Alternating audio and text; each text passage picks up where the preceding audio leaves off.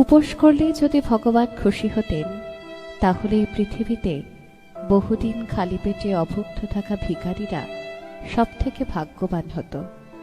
উপবাস অন্যের নয়, বিচার ধারার করুন। নিজের চোখে সঠিক হওয়া প্রয়োজন। মানুষ তো ভগবানের ওপরেও সন্তুষ্ট নয়। পাখি জীবন্ত অবস্থায় পিঁপড়েকে খেয়ে নেয়, আর পাখি যখন মরে যায় তখন পিঁপড়ে তাকে খেয়ে নেয়। মনে রাখা জরুরি, সময় আর পরিস্থিতি যে কোনো সময় বদলাতে পারে।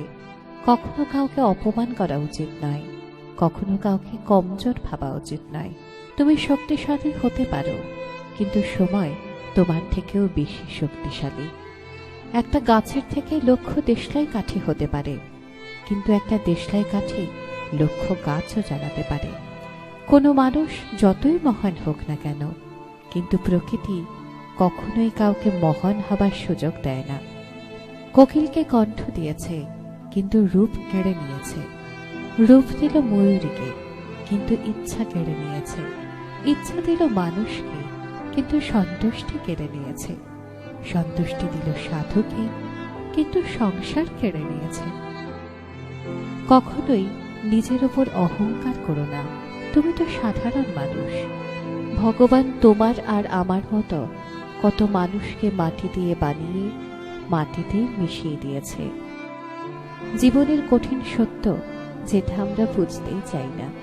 মানুষ পৃথিবীতে তিনটে জিনিসের জন্য পরিশ্রম করে: নিজের নাম খ্যাত হোক, নিজের পরিধেয় বস্ত্র সুন্দর হোক, নিজের বাসস্থান সুন্দর হোক।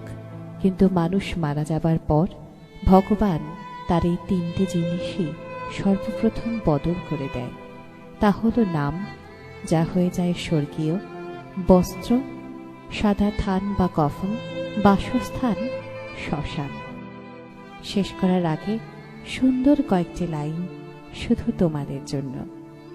একটা পাথর একবার মন্দিরে পৌঁছলে ভগবান হয়ে যায়, কিন্তু মানুষ মন্দিরে প্রতিদিন যায়, তবুও পাথরই থাকে। আর এই মেসেজটি ভালো লাগলে সবাইকে, নিজের আপনজনদেরকে শেয়ার করুন।